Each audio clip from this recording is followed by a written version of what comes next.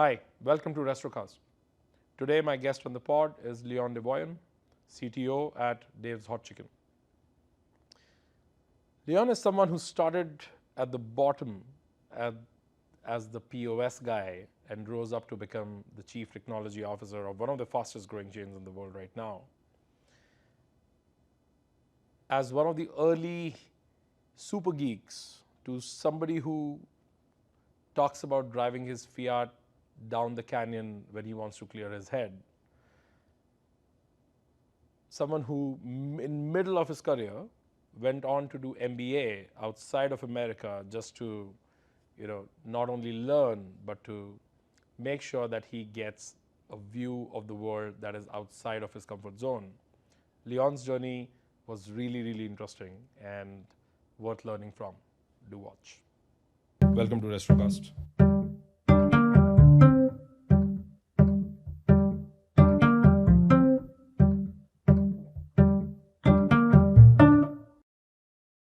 Leon, welcome to Restrocast. Thank you. Glad to be here. Thank you for agreeing to do this. I want to start from where it all started.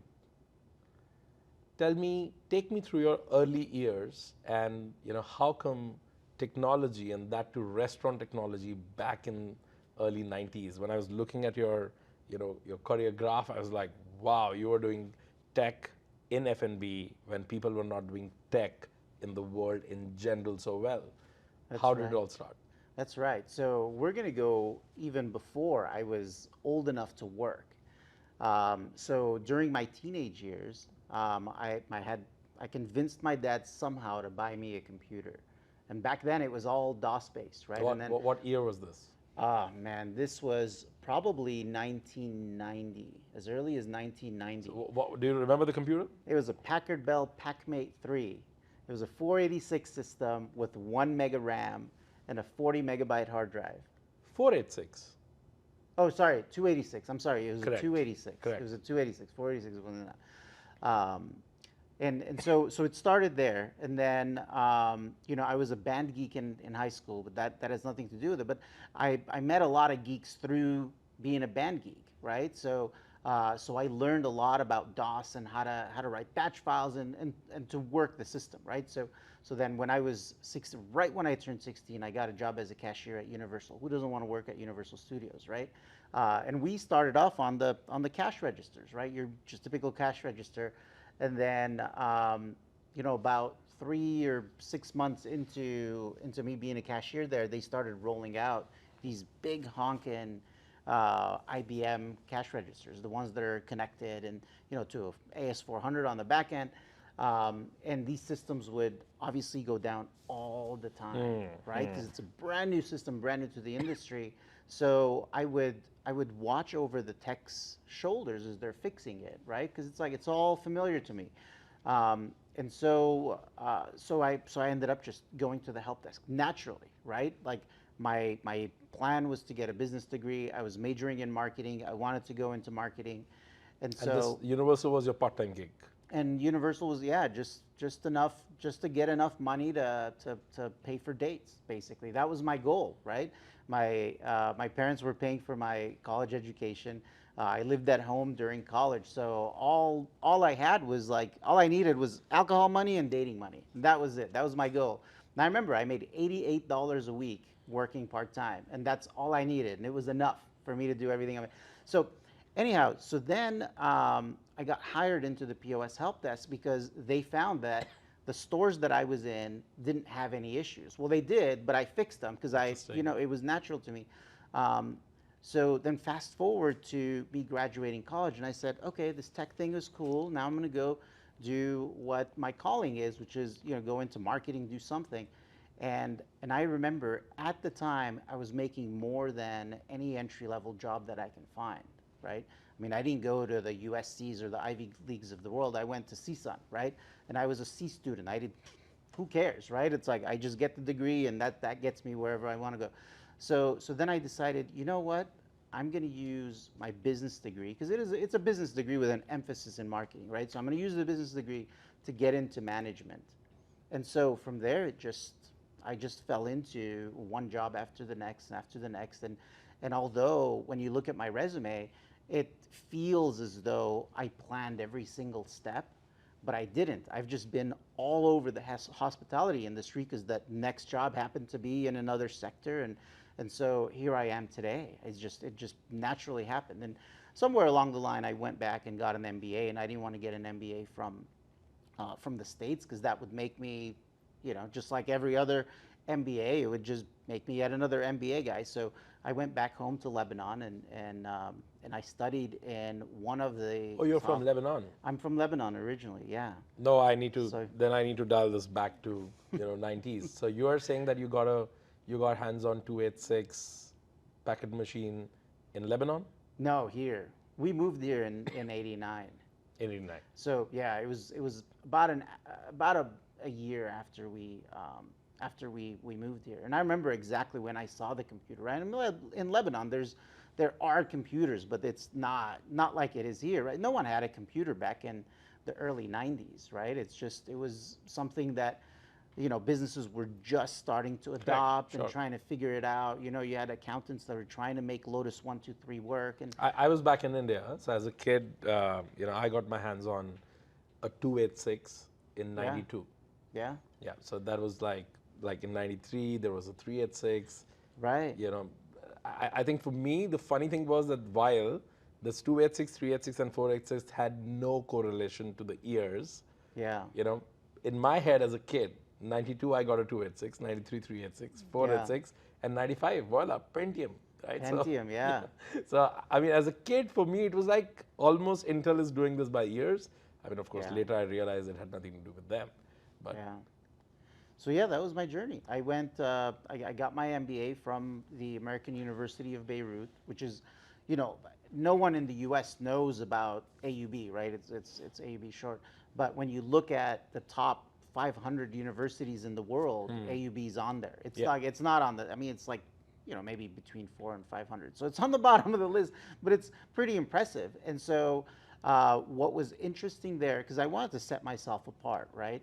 And I knew that everything was going global. So I said, why am I getting all these degrees from the US? That's not going to set me apart. But what will is if I go to a foreign country, study how they conduct business there. Obviously, the Middle East is really hot. Lebanon, not so much, but the Gulf Yeah. region is just Yeah. on fire.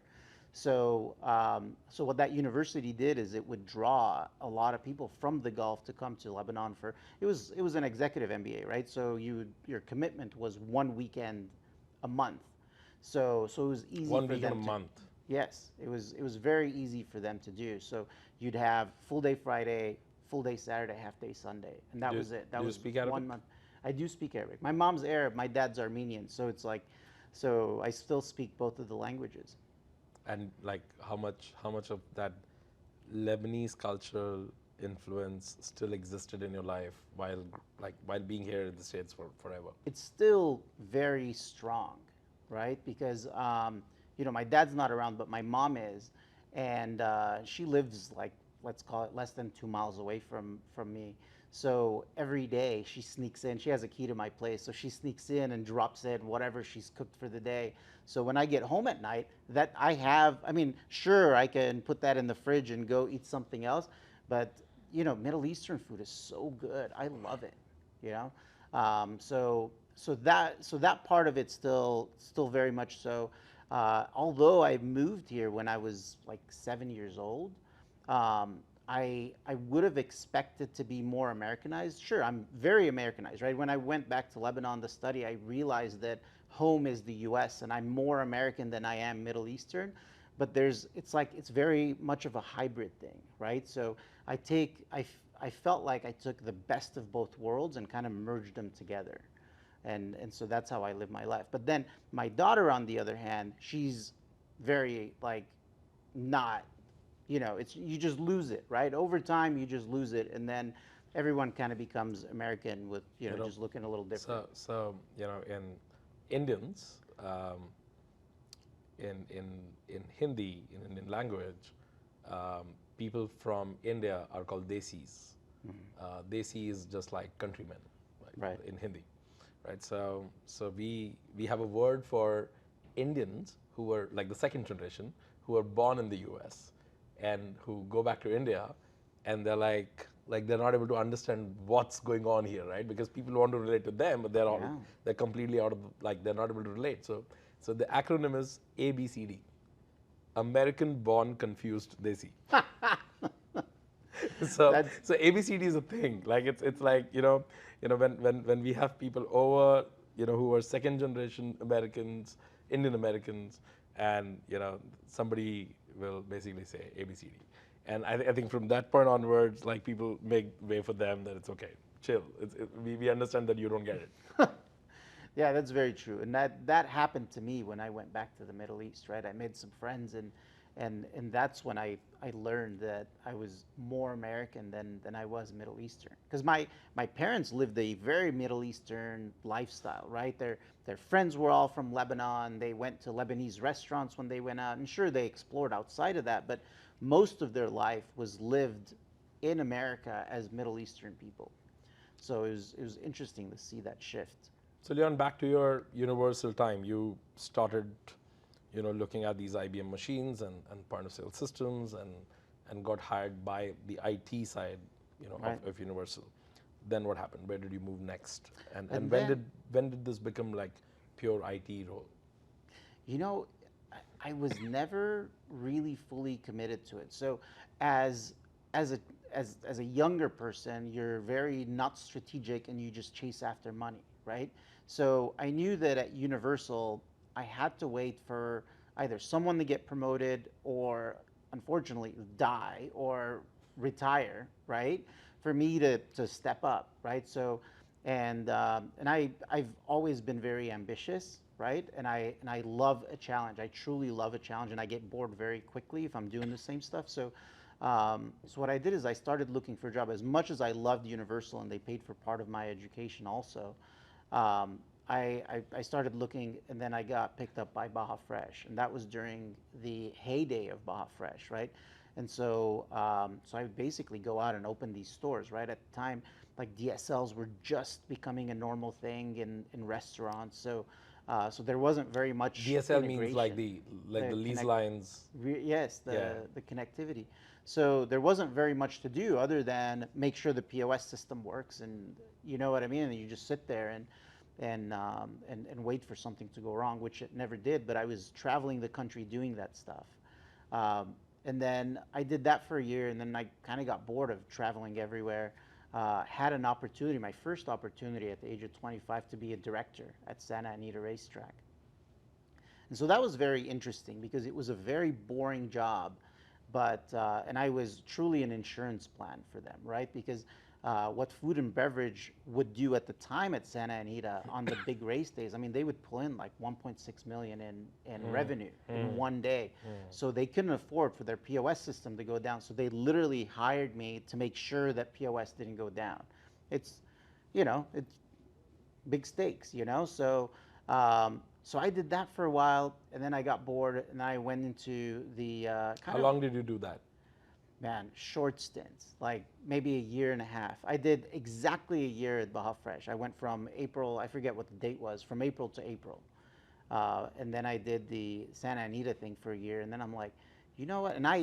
I mean, and Santa Anita was the first time that I had direct reports because I was in charge of all the cashiers. So I had like almost 100 employees that I had to watch as a 25-year-old. And these were older people, ladies in their, 50s and 60s. And they're like, I have grandkids your age. What are you doing telling me what to do? So it really shaped me as a leader, right? Because I'm not a rule with an iron fist kind of a leader. I'm more of a let's work together so that you could see things my way. And if there's a flaw in it, let's chat about that, and then we can pivot if there's, you know what I mean. So it was interesting. It was interesting managing those ladies, and I just kept going to different places, and I did the nightclub circuit for a while, and that was fun.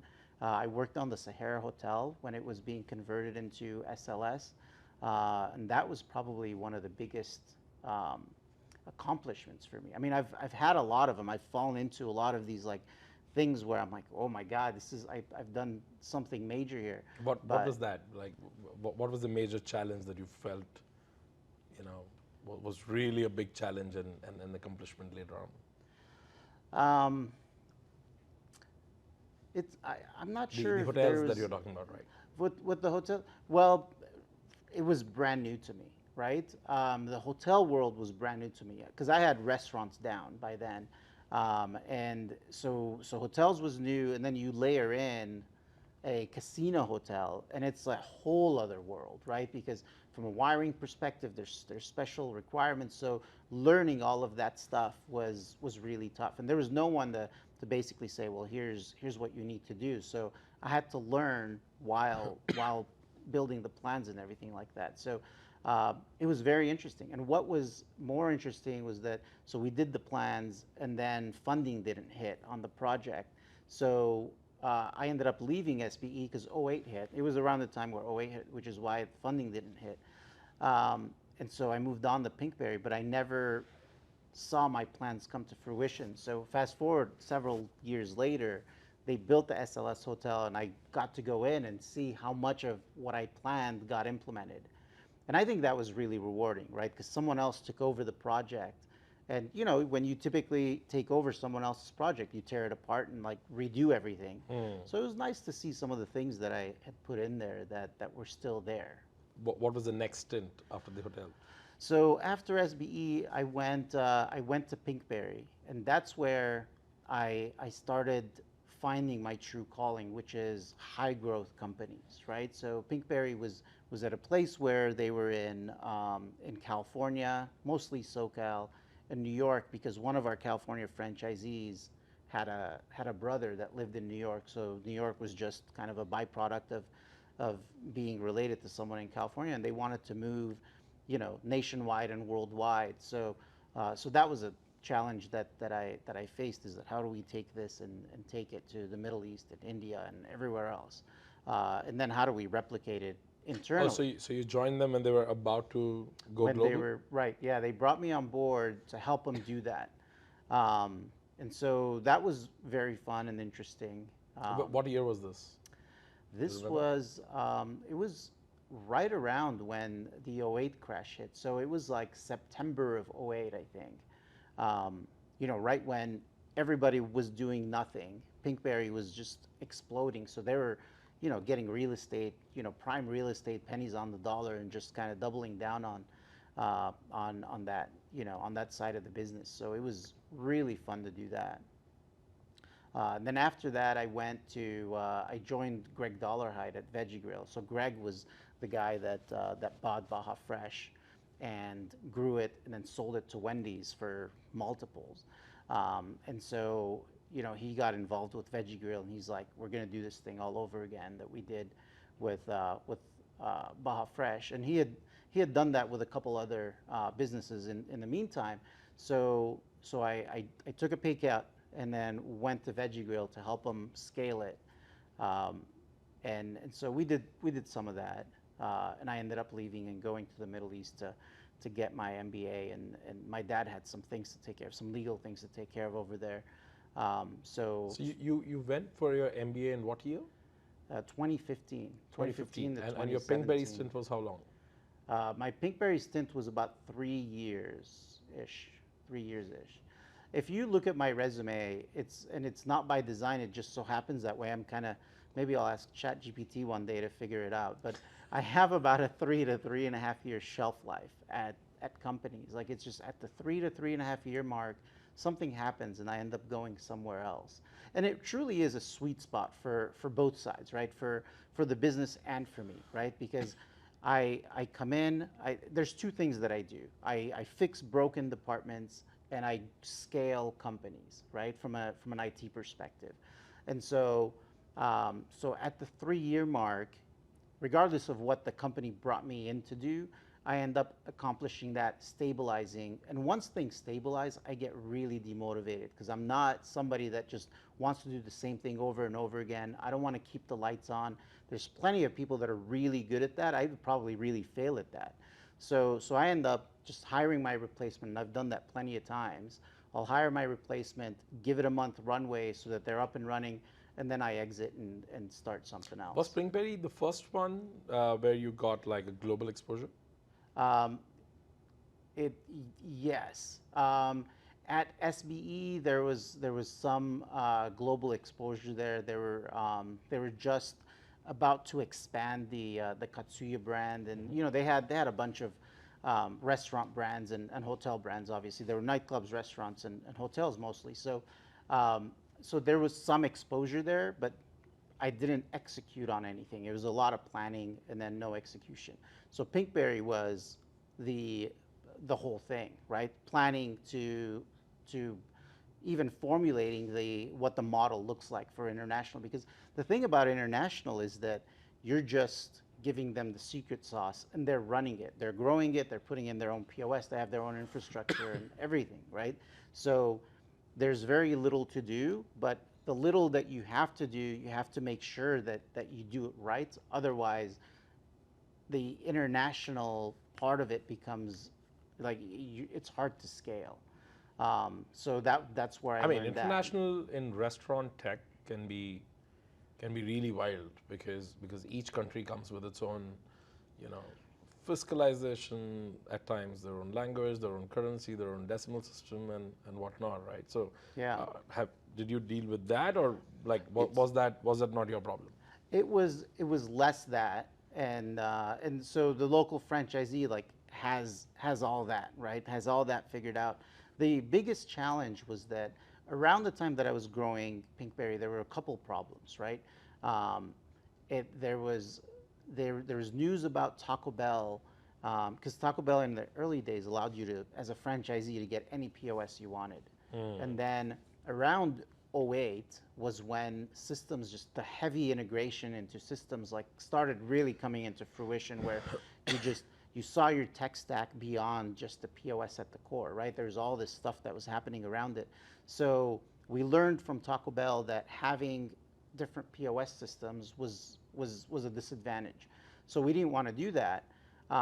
And we had just put in a data warehouse where we're back pulling sales automatically and things like that. So that was really the biggest challenge that we had to face, is that, well, what do we do from a POS perspective? Because we want to get sales automatically overnight from all the international sites, and do the currency conversion thing at the data warehouse level, and what are the rules, with exchange rates and stuff like that. So that was really the biggest challenge, right? From a menu perspective, sure, as long as we'll give you the PLU numbers, you match them, and then you can run whatever you want. But we needed a system that we could I think hook that the into. challenge that you're talking about, that still remains even in 2024 for so many brands in the world, right? It just Yeah, but the challenge never got solved, it didn't. in its true way. Integrations got better.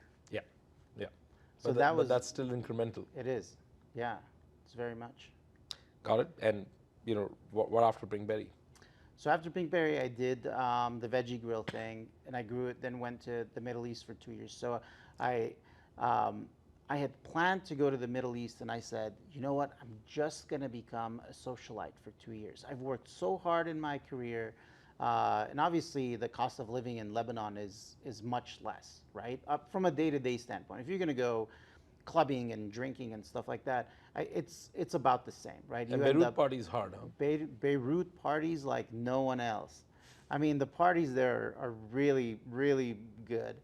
But 3 weeks into it, I learned that I couldn't just sit around and do nothing, and that was very sad for me, right? Because it was foreshadowing about like how my retirement was going to look. Because I knew that, because you always dream of, I want to retire by the time I'm 55, and then travel the world and do all the things I wanted to do that I couldn't do when I was younger.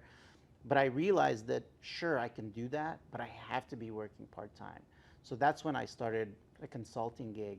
And all I wanted to do is work like 10 hours a week, just to feel like I have a purpose. Because I was waking up in the morning and I'd see everyone exiting the building and going to work. And then in the evening coming back, and I was sitting there and I'm like, my life is worth more than me going to a bar or a pool club and just being by myself. And I kind of want someone to be with me, right? You kind of want a companion. Well, it's hard finding a companion during working hours, yeah. So I did the consulting thing, and it was fun. I worked with a bunch of brands. I worked with some of the vendors that are here, just helping them have it be with strategy or integrations or whatever. That is figuring stuff out. 2015, 16. This is 2015 to 2017. But why did you go for MBA in the first place? You know, it's interesting. So I was doing really well at Veggie Grill. I've always wanted to get my MBA, and I always specifically wanted to get my MBA from USC. But then I decided I was just going to be another USC grad with a big bill to pay. So I knew I wanted my MBA because I had spoken to people that had them, and it wasn't so much about the curriculum. It was more about that common theme that everyone kept talking about, which is that you really mature as a person and as a professional when you go through that program. So I wanted that. And so I went and got my MBA, and sure enough, it made me so much more mature and confident. What dimensions? Like, what did it add to you, which you immediately felt was different? At the most basic level, it made me realize that no one has all the answers, and no one is really right. So I prior to completing my MBA, first of all, I was too shy to talk to CEOs because I felt that there was something that was like bigger than I was, right? Like it wasn't, their time wasn't worth me taking it away from them, right? To ask a question or to converse. So, and what that did is, it took that, not the fear, but it gave me more confidence to walk up and have a conversation, right? And so it did that, and then it also helped me quite a bit with like negotiation and de-escalating and stuff like that. You learn a lot. What I liked about my program was that I learned a lot about using the tools that I already had, just developing them more. So it wasn't like they were taking me through this process for me to become a lemming coming out of the other end of it. I became a better version of my lemming. But it's interesting when you say, what you said about like how you viewed a CEO's time and probably your own worth in the system as a role, let's say. What part of MBA gave you that confidence that you can? Like what did it look like? Was it just the communication, or was it some other realization? I think it was well, it was twofold. One of them is that the MBA program, although no one really knows about it here, it's like all of our professors were celebrities almost. So they flew in a lot of profound professors from here because it's a weekend course, right? So within a weekend, you're basically doing a semester worth of coursework. So they would fly in someone from the U.S. that's Harvard, Stanford, whatever, like these big time professors to basically lecture you, right? So there's a lot of insight there from them because these guys are beyond these CEOs that I was, you know what I mean? Like these guys like published stuff and people listen to. So it was really that kind of gave me the realization that we're all people, right? And some people have smaller titles because they just choose to be comfortable there and have a social life, and others like CEOs and CFOs and CTOs live their life in the office, and that's why they're there, right? I think there's not very many C-levels that just accidentally get into a role, and if they do, then they're not very good at it, so the industry kind of weeds them out, right? But it was basically that, and then everyone kind of saying, no one has it figured out. We all read articles and we deduce what we deduce from articles, and that's what we talk about, and sometimes the article is incorrect, so we end up being incorrect. So it kind of gave me the confidence to challenge things or to ask follow-up questions, and you get those tools too, right? Because that's what you're essentially doing, because my MBA program was less about study this book and then take a test. It was more about case studies, and then they completely shred you apart on this thing that you're really proud of, and you just learn that it's less about the answer, more about the perspective. And it's like there's so many dimensions to everything. Like you could just kind of like a Rubik's cube, right? You could take it and just turn it, and you have another dimension, another picture of that topic. So post 2017, did people around you notice the change that you're talking about? I don't think so. And so I don't know about my peers. We all leveled up, right? We just naturally all leveled up. And I don't know if it was the program or the confidence, right? Because sometimes it's less about what you learn and more about just how you present yourself. But we all leveled up, and I'm very informal in my approach, right? In the office, sure, I'm formal and I use big words and things like that because you just feel like you need to kind of to get whatever you need done. But I'm very informal in my approach, right? So I think the fact that I'm so informal, I just looked like a regular guy that, that just came back from the Middle East and spoke better Arabic. What happened after after 2017? Well, at 2017, I came back here, and then coincidentally enough, I went back to Universal. And so the cool story about that was that I left Universal as help desk manager. So I started from being the lowest technician, basically doing all the grunt work, swapping out hardwares and stuff like that, to running the entire team over there. So I was running everything. So when I joined, the theme park IT was like cut in two things. That we had the the hardware group, and then we had the software group. And so I was managing the software group that oversaw food, retail, and front ticketing, front gate ticketing. So my team managed all that, and it was one of the there was we had a lot of really good accomplishments there, which was awesome. But then I kind of felt like, man, I'm gonna have this job forever, and I want to be a director. I want to be a VP. I want to grow.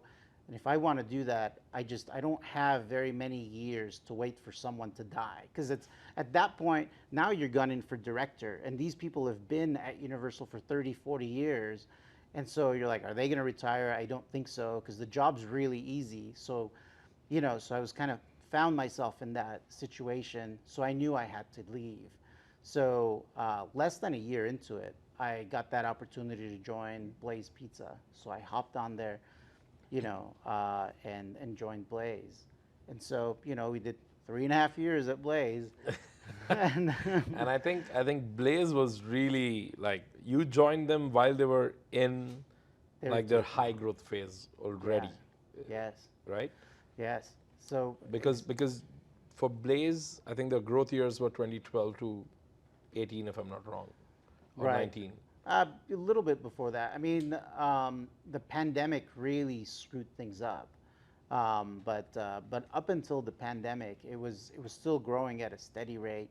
We were doing 70 to 100 stores a year, and that was very few years, right? Because I think they got to like 375 stores, and then the big growth stopped at 375, and that was, you know, right before the pandemic was when they got to that level, that store count. And so we got them through the pandemic, and then just went on to the next challenge. And how did Dave's happen? Dave's was actually I fell into Dave's. So right after Blaze, I went to Kitchen United because ghost kitchens were blowing up, and they needed my help on the IT operations side. So I joined them to run IT operations, and it was a lot of fun because it's ghost kitchens were the new thing, and I didn't know there's definitely an opportunity for ghost kitchens to like just explode, right? Because the concept of ghost kitchens makes so much sense for everybody. So I joined them, and then I ended up the job was great, and I had always kept in touch with Jim, who's our president COO, and he was at Blaze, so he knew about what I can accomplish and everything like that. My partnerships with all the various cross-functional teams and everything like that, and so he had a spot, and he said he always wanted to bring me on, and we always talked about it jokingly, but it just became a reality. One day he called me and he goes, "So are you ready to join us?" And I was curious, and that curiosity turned into a job. A couple of conversations later, I couldn't say no because the team was so good, and obviously most of the people that are at Dave's Hot Chicken are ex-Blaze people, and so it was and I loved those guys. You know what I mean? They're more than just family, right? Like it's just there's so much that we accomplished together. Like we failed together, we succeeded together, we pulled late nights together. You know what I mean? So and it was just kind of like getting the band back together, and I couldn't say no. And How was it the second time? You know, getting the same team together. I generally wonder about these kind of dynamics because you know, when a team comes together and accomplishes like something like let's say what Blaze saw as a growth, right? You're doing this for the first time, and you know, a lot can just fall into place, and a lot of dynamics can like look great. But does it look as good the second time? it's it's night and day better.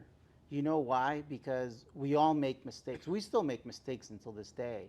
But when you go through the Blaze Pizza thing, you know the mistakes you made. So you avoid those landmines when you're growing Dave's, right?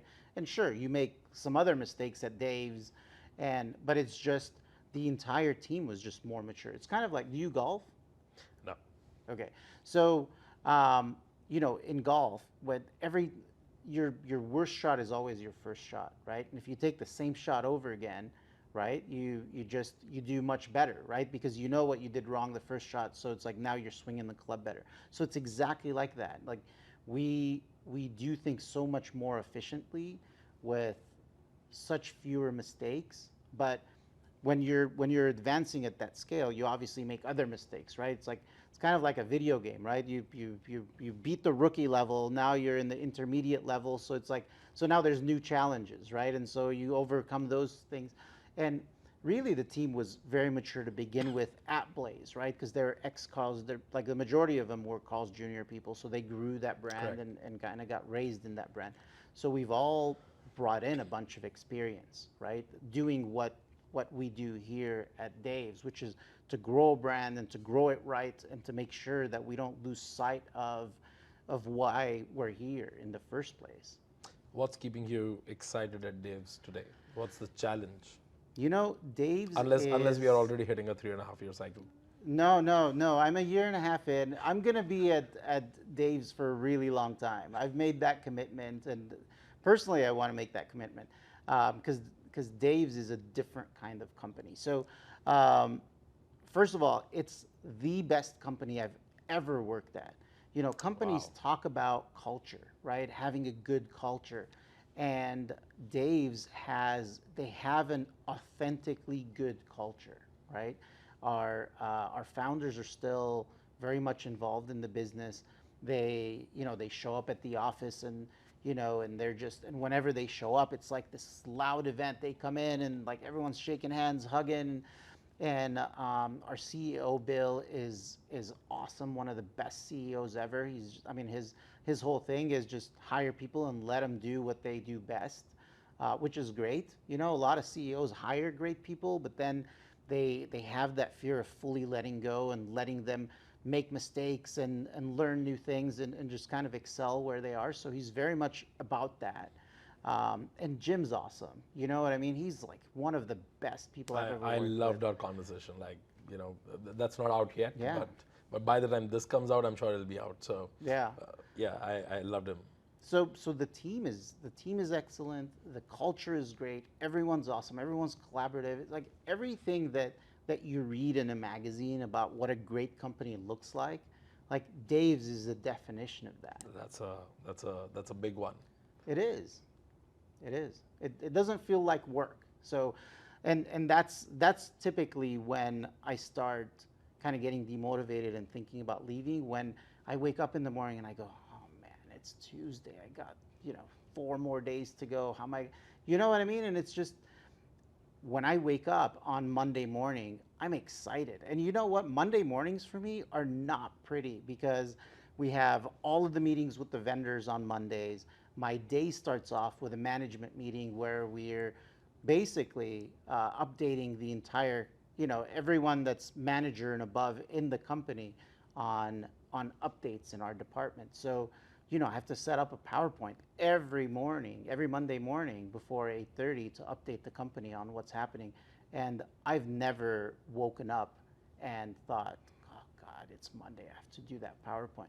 And in fact, a lot of times you take weekend trips, right? And so you plan to come back on Monday, and sure enough, when on those days where I'm on vacation, I get up in the morning during vacation, I put my PowerPoint together, I video it, so that we can have one of the hosts basically run the replay. And it's not a requirement, right? It's not, no one requires me to during my vacation to update the company. You just, if you miss a week, then next time you just give a 2-week update, but it's just, I naturally just want to do it and keep everyone updated. And so it's great. Leon, what kind of leader are you? It's that's a very good question. So I'm in the process of finding out what type of, it's ever evolving. Let me tell you, it's ever evolving, and there was a big epiphany for me at Universal. So Universal was really good. This is my second round, so not when I was a child, when I was an adult. Universal is very, very big on rising people from the theme park into management positions. So they have a lot of training sessions and things like that. So I took a management course. So I thought, I have an MBA. Let me just see what these guys are about. And the topic was situational leadership. It talked about people's willingness to do a task and their ability to do a task. And it's like 4 squares basically. And you go from just micromanaging them to doing what Bill does, which is if they're willing and able to do a job, just let them do it. Just leave them alone and let them do it. So I went so prior to, let's say, my MBA program, it was very like dictatorial. Like this is what the vision is. This is what we're going to do. We're going to go do it. Go do it, And I've never been a micromanager, but it's always been like, just a one-way thing. And then after the MBA, I just learned that people have better ideas than I do, So now I'm more collaborative, but I use my situational leadership skills that I learned there. And it's really easy. You could watch a YouTube video for 3.5 minutes and it tells you everything you need to know. And it's the greatest thing that anyone can get from an insights perspective. But I'm very collaborative now, there's hardly any meetings where I say, no, this is what we have to do. But does that get too soft and democratic? Because when you are in the business, when you're supposed to have systems not breaking down, or when you are trying to gun for stability, reliability in the systems, alluding to your parts of your role anyway, right? So having ideas is one thing, but does it become democratic? Because I think at times, and most of the times, you as a leader have to say, hey, you know what, this is the path, and we'll go this way. You definitely have to be the tiebreaker, right? And there's a place for that in the process, right? So the way I approach it, it's definitely democratic, but it's kind of so the way I work it is that here's what I think we should be doing. What do you guys think? And then they chime in with their stuff, and then there's just as much of me challenging them on their response as they're challenging me on my direction, and then together we get to that final decision, right? And there have been times where I've said, guys, my gut tells me that this is the way we have to go, so let's just go that way. But that's, if you've built credibility with your team, then they go, okay, you'll get an eye roll, but you'll get the okay, and you'll get their commitment. So it is democratic, but it comes back to, this is a real decision that we're making, and we're a franchise system, right? So it's not our money that we're wasting, right? It's the franchisees' money that we could potentially be wasting. So we have to be really careful with that. What pisses you off the most when you're working with people? Man, I'm very impatient with. I'm very impatient when people are slow, um, um, to get things done that should be done. Because I just like to I like to be a wood chipper, right? I just like to get through things, right? And and I catch myself. I know that different people have different capacity levels, and so within your capacity, as long as you're doing your best, then you're doing a good job. But sometimes people get distracted and there's competing priorities. And so the real things that we should be focused on um, don't really progress as quickly as they should, right? Because I have a vision and I'm looking at things from a 30,000-foot level, and I go, sure, zip tying cables at a new restaurant that aren't zip tied correctly is important, but we really have this really big project with KDS that has been kind of sitting there on a shelf for 4 weeks, and it's much better to just do this because there's going to be a lot more that's going to be contributing to the business than some cables being zip tied that are going to be cut anyway, and it's going to look like a bowl of spaghetti like in 2 months when something breaks. So it's that, you know. I get impatient with those things. They go, well, "What are you thinking? You got to focus here." That's our North Star. So how do you prepare your people who are about to work with you or new people who are who are starting with you? Do you prepare them with a manual that this is how you need to work with me?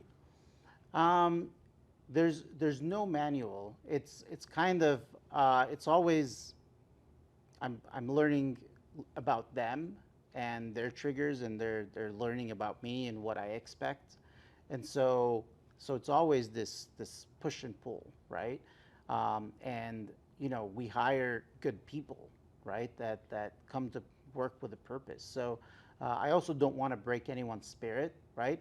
If you were really passionate about cable management, then you should pursue the passion. but, That doesn't sound that nice. but I mean, listen, my whole thing is if I had, and I'm using a really bad analogy or a really bad example, but the way I run it is that if I'm really passionate about cable management and my CTO isn't really passionate about it, I mean, I'm passionate enough, but not very passionate, then you're doing that on your personal time, right?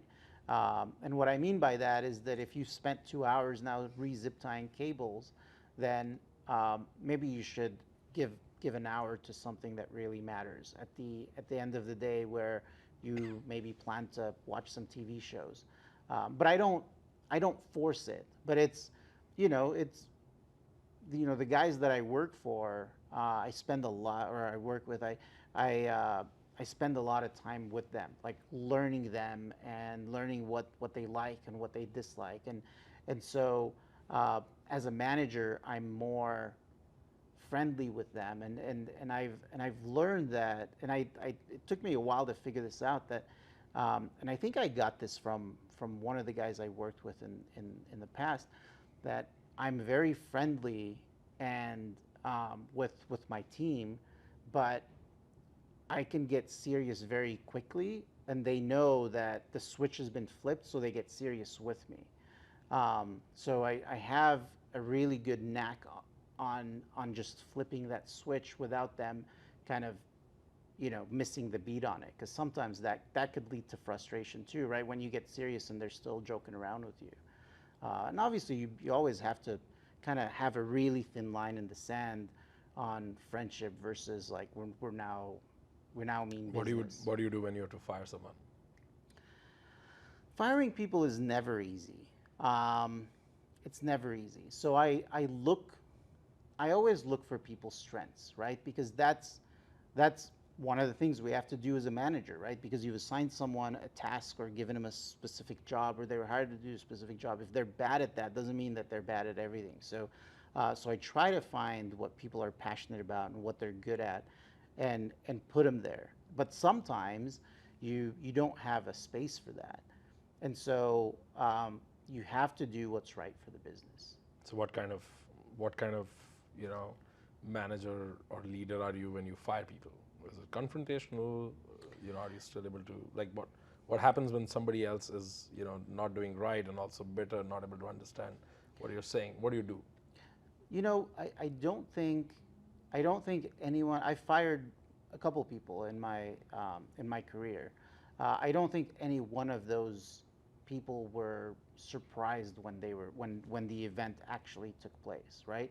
Um, so there's a lot of conversations that are happening, and it's not your typical I'm going to write you up and then I'm going to suspend you. It's not that path that I take. I think it's that path just leads everyone down the wrong path, right? I mean, you talk to a lawyer, they say that's the absolute path because that you never get sued, right? Um, but I'm very involved in listen. I really need you to perform at this level. How can I help you get there? And if they choose not to go there or to not work at it, then they've chosen to exit already, right? And if they're on for the ride with you and they can't cut it, then they also know through the journey that I need more, I need more, I need more, and so it's anticipated, right? What do you do to keep yourself nurtured? What do you do for your own mind, your own brain, both of them actually? So My brain is always thinking about work, right? That's how my dad was wired, and he's never worked for anyone in his entire life. And I'm actually the black sheep of the family because I didn't join the family business, but uh, but I'm always thinking about work, and I found that the only way to get my mind off of work or to not think about work is to do something dangerous, which is my hobby. So I have a little car, a highly modified little car, and I take it down canyons. I do canyon drives with it oh, at wow. very high speeds. So I do that about once a month. When And you say a little car, is it a monster truck? no, no, no. Are you familiar with the Fiats? The 124. It kind of looks like No. a Miata, but it's not. Some of the Fiat fanboys argue that it's a baby Ferrari because someone from Ferrari came in and designed the car, but it's like nowhere near Ferrari. The price tag is definitely not. But that's I've noticed that I've always loved cars, right? But the Canyon thing came about when I first became a director because you have real problems that you have to solve and they're not very easy, right? And so the way I found that it clears my head is that when it's just you and the steering wheel and there's a canyon on the other side that you can very easily fall off and end everything, you don't think about anything but what you're doing. And so I find that really therapeutic, which is really messed up, but I find it really therapeutic, and it's Wow. it's quite fun. That's interesting. I'm almost picturing that. I mean, please let us know if you have a shot of that. We would love to, put this at this point. But and what do you do to nurture yourself from like knowledge, information, or like do you read podcasts? I love podcasts, but I don't. My commute isn't very big, right? It's a 15-minute door-to-door commute, so I can't get very many podcasts in or keep up with podcasts. But I do read in the morning. Every morning, I go to the office about an hour before anyone else gets in, or I try to get in an hour before, and I just read stuff. I read random things. Um, to kind of get up to speed on what's happening in hospitality, what's happening in airline, what's happening. You know what I mean? Just because the good ideas don't come from the hospitality industry, it comes from other industries. So that's what I do to kind of nurture the curiosity and to keep up with stuff. When you say that good ideas don't come from hospitality and they come from other industries, that's an interesting statement. Like, what innovation you think was actually came from other areas which hospitality or restaurants lapped up quite late? The new thing in restaurants is like CDP and truly learning what your customers are doing and where else they're shopping when they're not shopping with you. And retail had that figured out a really long time ago, like really, really long time ago. And it's all new to hospitality. I mean, there's been companies that have tried to do that, but up until, let's say, about a year ago, maybe 2 years ago, no one really did it well or provided any insight where you were looking at real data, right? Because a lot of what the hospitality industry used to do is that they have a loyalty program, which is probably 10% of their population. They make all their business decisions assuming that that 10% population comprises 100%. And sometimes that's not true, right? Most of the times that's not true. Right. So these new CDP platforms that, CDP is a big thing, right? You can always find out more about the guest, but that requires teams and probably 7-figure budgets just to run those systems, right? And what we're seeing today is that you just have a dashboard and you ask questions per se. Like it hasn't gotten there, but if you're curious about something, you can very easily find that answer through those CDP platforms, where retail was doing a long time ago, and we just started doing that now. You're right. I think the same about dynamic pricing, which is a big debate, and I have my own opinions on it. But I think if it were to come through the way world is thinking right now, I think OTAs, online travel, airlines and hotels specifically have had it figured out long time back, and they do it like quite, with a flair. Yeah, I think everyone wants to do dynamic pricing to get that opportunity to make more per check, but I don't think those. It works for airlines because there's a finite supply of flights. Scarcity right? of supply is And the. so same thing with Uber. Like a lot of people use those examples, but in the restaurant industry, there's bottlenecks. There's no supply shortage. Correct. Right? If you're willing to wait 45 minutes for your food, then you wait 45 minutes for your food. But it's not like once your 15-minute window sold out, you can't buy the food anymore. So I don't think dynamic pricing works for restaurants, but I hope I'm wrong one day. I mean, I'm of the same opinion, by the way. I also believe that dynamic pricing in the restaurants is being looked at wrong, because I don't think it's a dynamic pricing. I think the only thing which is finite supply in the restaurants is inventory on certain days and certain times. Right. Right? And if there's a predictable increase in price, for example, a Friday night at a pub can have a 10% increment in the price, which is known, and it'll still fly, right? Because on a Friday night, that inventory is limited, and I can still appreciate like a 10% increase there. I think that's as far as dynamic pricing in the restaurants ideally should go. Having a surge price, I don't really get it.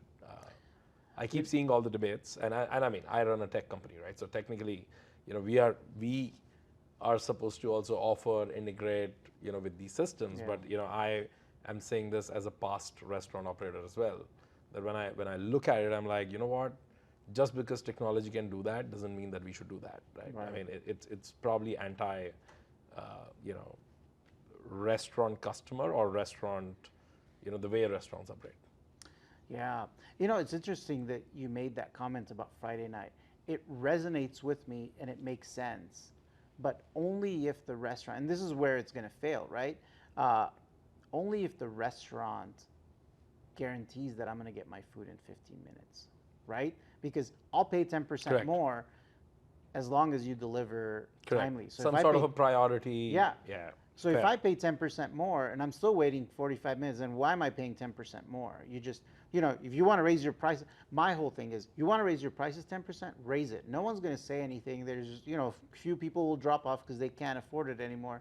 But there's something that irks people with this dynamic pricing, because people remember prices. They go, wait a minute, I came in on Tuesday at 4 p.m. and I got the same food for $10 plus tax, whatever. Why is it $11.89 now?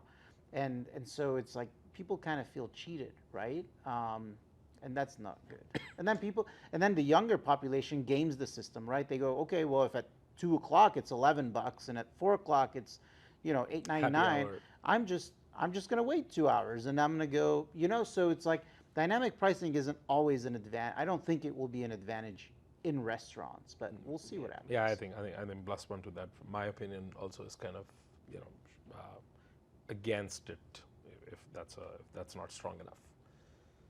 Leon, this was a great conversation. Got to learn a lot about you, and not only you have had an interesting journey. I think I can see, you know, very few people I know can, you know, own their like multiple shifts in the career the way you owned it, you know, fully, and that's amazing because I can also see that, you know, that made you who you are. Thank you for being here. I hope this conversation was worth your time. This was great. I loved it. Thank you for inviting me.